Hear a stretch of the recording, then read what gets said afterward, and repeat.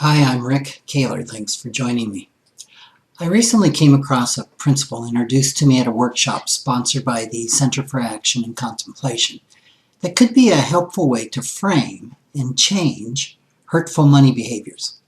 It's based on the work of Adrian Bajan, a professor of mechanical engineering at Duke University, whose constructual law describes the physics of life as a flow system.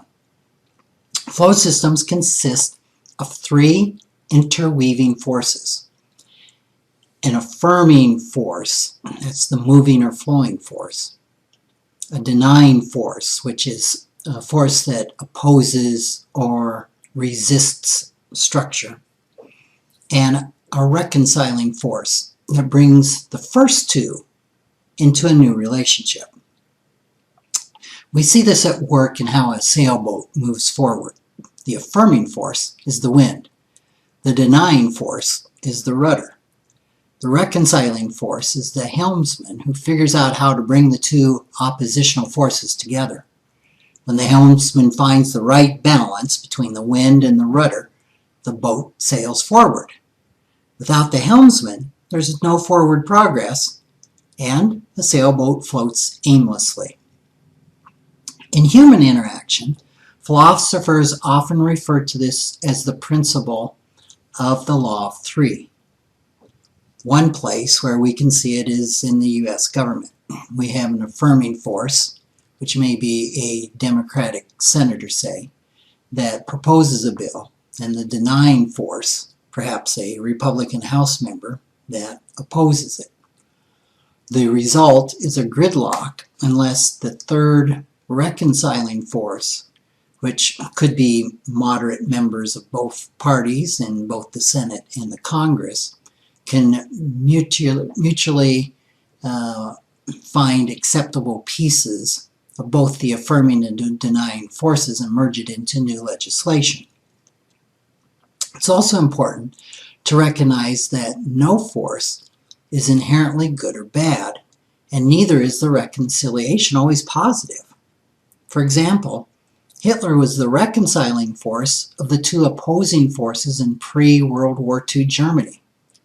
The key to transformation, creating a new system or behavior, is becoming aware of the two conflicting forces and finding a way forward. How can we apply the law of three to our finances then? Well, take the example of a chronic overspender who tried for years to reduce his spending and live within his means.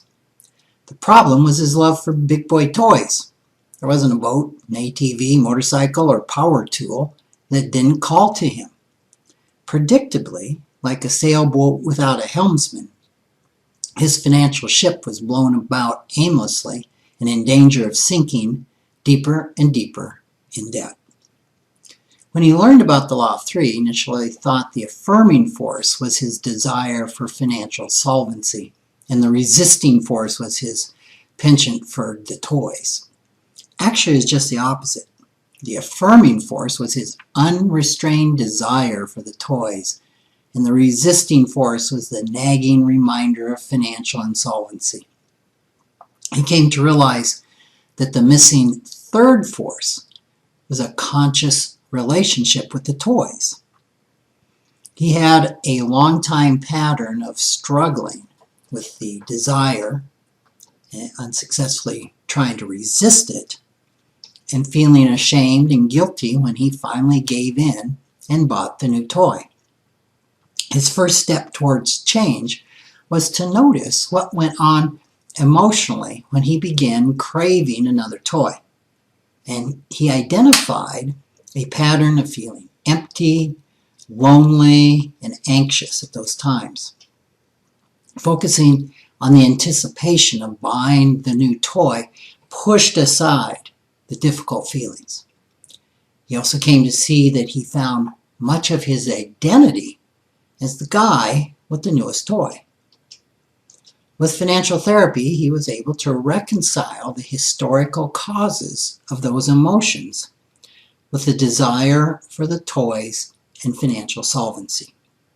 The shift allowed him to greatly reduce his spending on toys, but still occasionally and consciously buy one. He was able to live within his budget, and he began funding a retirement plan. Becoming able to apply the reconciling force allowed him to move forward with his financial goals. Thanks for listening.